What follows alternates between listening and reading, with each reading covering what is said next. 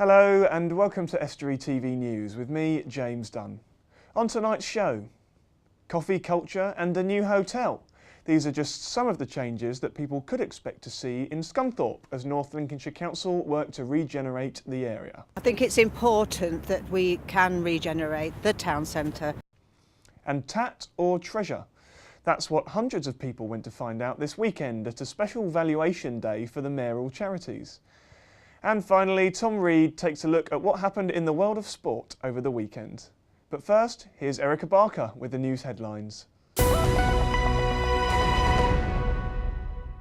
Hello, the headlines today. Several West Lindsey District Council residents are prosecuted for fly tipping and were being warned to be on the lookout for a scam which sees supposedly new bargain mattresses sold from the back of vans. But first, the future is bright for Scunthorpe's town centre. That's according to North Lincolnshire Council. Following the announcements that a university technology college is to be built, it seems plans for regeneration don't stop there, with the potential creation of hundreds of jobs as further investment is expected. We're going to introduce Wi-Fi, cafe culture, we're looking at a hotel, starter units, so lots of really exciting things on the horizon. Two new purpose-built facilities at the Young People's Support Centre in Scunthorpe have officially opened their doors today. This is the last phase of the project that saw Bottersford Library move to the new premises at Cambridge House in November last year. The purpose-built cabins on the site will provide short daytime breaks and activities for disabled children and provide a new venue for the Children's Family Contact Centre. Hull City Council says they're working to raise the profile of the area as a key conference destination on both the national and international stage.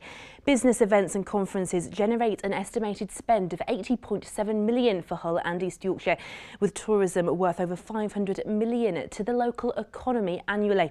As the centre prepares to take this UK's City of Culture crown in 2017, they've launched a new online conference guide designed to help local businesses and those from out of town that are holding meetings or organising events. The guide is packed full with facts and figures about venues, local suppliers and the free services that the Conference Bureau can offer. West Lindsey District Council has been successful in prosecuting against fly tipping. A Gainsborough woman who dumped household rubbish in a conservation area has been fined a total of £770 and a Gainsborough man was fined £240 for fly tipping in a rural area. The council says it's not fair that other residents have to see the eyesore that this causes or have to pay extra council tax to get it cleared up, and are warning any residents who are breaking the law that legal action will be taken. Today marks the end of a bout of strike action as members of the Yorkshire Ambulance Service walked out again yesterday in a protest over new shift patterns. Unite members took industrial action for 5 hours for a period of 24 hours on the 1st of February, for 4 hours on the 3rd of February and for 5 hours on Friday.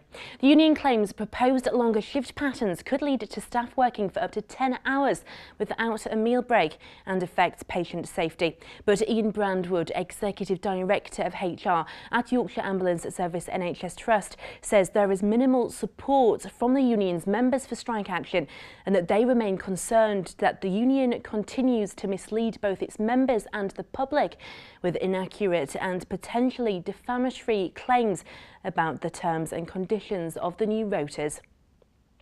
North Lincolnshire Homes is urging residents to sign up to a scheme which allows them to earn rewards for offering a helping hand. From mystery shopping and estate inspections to being on the scrutiny panel or being a board member, the charity says the VIP scheme, valuing involved participation, allows tenants to collect points for their time and contribution, which they can then trade in for high shopping vouchers.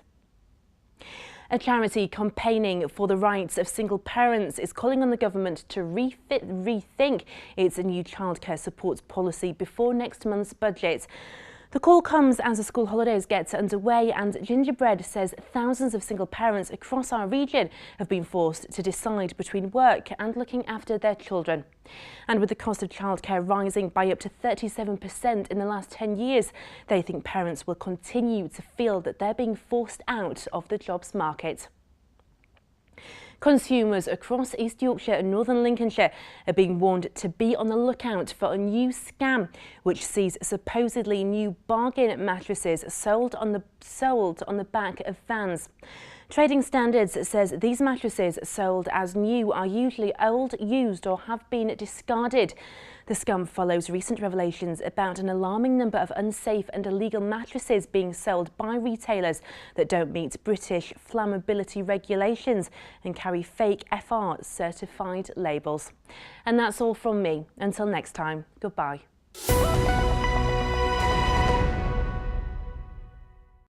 Thanks, Erica. Now, Northern Lincolnshire is set to become the centre of the nation's renewables industry, providing thousands of much-needed jobs in the area. And the leader of North Lincolnshire Council, Liz Redfern, says exciting things are on the horizon for Scunthorpe, with regeneration plans in the pipeline. A new university technology college is to be built and completed by 2015, giving budding engineers a chance to get a foot on the career ladder. And it's hoped that this will, in turn, attract further investment. Here's Erica Barker with the full story. It will be looking to work as a structural engineer, electrical engineer, all the skill shortages that we have at the moment. We're going to try and, fix that gap. Well, initially we shall have construction jobs of about 150 for a start.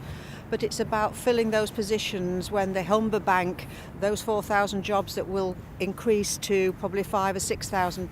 I want to see students here being able to fill those places. I think it's important that we can regenerate the town centre, so that really will kick-start it. So we have the University Training College, which will be looking at accommodation. We've got a lot of interest in people coming wanting office space, so that'll increase the footfall, the spend. We're going to introduce Wi-Fi, cafe culture, we're looking at a hotel, starter units, so lots of really exciting things on the horizon. Well, I know in the last 18 months businesses phoning the council to ask, can they relocate, can we help them expand? So yes, I think North Lincolnshire is going to be, the jewel in the crown of this area, because people want to come, relocate here, create those jobs and create the spend. That's what we want here. So we shall see more shops, bespoke shops that will complement what we have, are going to have in the square here. I think people, when they come down here to the centre here, they will see things happen very quickly. We have to have the university open for September 15, so that's a very short time scale. Thank you, Erica. Now, we've all seen programmes like Antiques Roadshow and Cash in the Attic and watched people find out how much the things lying around in their houses are worth. And anyone could do it. Most of us has probably got something in our home passed down from a relative or bought at a car boot sale even, and thought, I wonder what it's worth. Well, for many, Saturday was the chance to find out, as the Mayor organised a special valuation day at Grimsby Minster to raise money for charity. Emma Lingard went along to find out more. The rich backdrop of Grimsby Minster was the setting for the Mayor's Antiques Valuation Day to raise funds for her charities, and many people turned up. I've spoken to people before they've been valued, had a chat to people and after, and most people are very pleased with the evaluation, and to be quite honest, most people have thought they've been given a better value than what they thought it was worth, so that's nice. And there were some interesting objects for the auctioneer team to examine. The surprising thing is that there's been the variety of stuff we've seen. I mean, I started off looking at a £5,000 ring, which is quite frightening to think of, to start there. And I thought, well, if the day's going to go like this, I really am looking forward to it. But I've seen all sorts of things. So everything from the general bits of pottery and porcelain, as little as £10 or £20, right through teddy bears and coins. But I've seen some really valuable stuff and some really interesting things. One local woman was pleasantly surprised with what she learnt, while the Mayor also got a nice surprise after her husband brought in what she described as a bag of tat. So what he was putting in the bag, I did say it's a bag of tat, and we do have a few nice little bits up in the loft, out of harm's way, because we've 5 grandchildren, but we just haven't had time to get up there. But he'd taken a plate off the wall, a very old plate that we know is 18 something, but it's been properly restored and pinned. So obviously somebody had valued it, and they valued it at £30. It would have been double had the pinning not taken place. But I think he bought it from a car boot for £2. So we've done well, yes. I was surprised that the auctioneer didn't know enough about the wristwatch I brought, and he's now going to look into it, and hopefully I will know more, because it's a bit of history, because it was a JFK watch and he'd never seen one, and I don't know enough about it, so that's why I brought it along. But so he's going to do some investigating and finding out for me, so who knows what that one might bring. And the painting, yes and no. I knew it was a good quality painting, and it's a local painting of Salfleet, and so that was interesting. And he said, yes, it was worth a little bit. So I'm very pleased about that as well. The only trouble is it's going to maybe involve my insurance going up. Thanks, Emma. It's certainly got my cogs turning. I'll be raiding the attic this weekend. But it was also for a good cause as well, raising money for Mayor's charities St Andrew's Hospice, Women's Aid and Humberston Hydrotherapy Pool, which I'm sure you'll all agree is a great cause. Now here's Tom Reed with a look back over everything that happened in the local sporting world at the weekend. Thanks, James.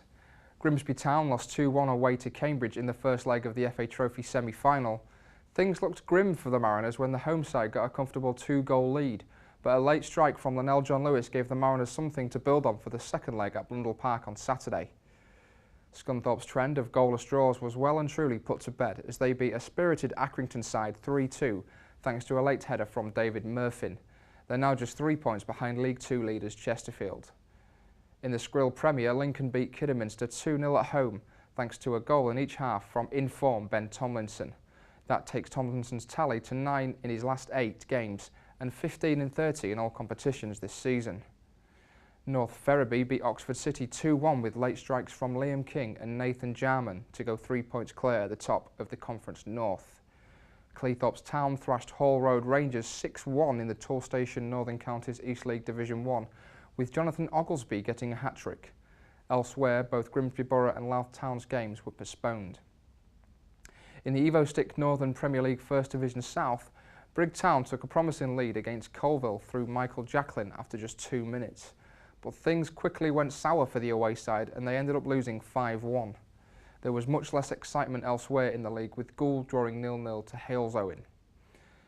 In rugby, not a single point was scored when Boston and Grimsby drew 0-0 in the Midlands 3 East. Although it's a scoreline Cleethorpes may have been envious of after losing 36-10 away at Ashfield in the Midlands 4 East. Market Raisin and Louth were beaten 15-10 at home to Bugbrook First in the Midlands 1 East. In hockey, Grimsby Seconds lost 2-0 to Hull Hawks, and in ice hockey, Hull Stingrays came back from being 3-0 down against Cardiff Devils to win 5-3 on Saturday. But the elation from an unexpected win was matched by disappointment the following day when they lost 7-2 at Fife on Sunday. Finally, in lacrosse, Lincoln ended the season with a 19-1 defeat against Liverpool. Hull's match against Stoke was postponed. And that's your roundup for the weekend sport. I'm Tom Reed. Thank you, Tom. Now, don't forget that if you have any stories, news or views that you want to share with us, you can get in touch by phone on Grimsby at 315561, via social media by visiting Estuary TV's Facebook page or tweeting us at Estuary TV, or email us on news@estuary.tv. That's all from us today, but join us tomorrow for the morning bulletin and again at the same time for the evening news. Thanks for watching. Bye.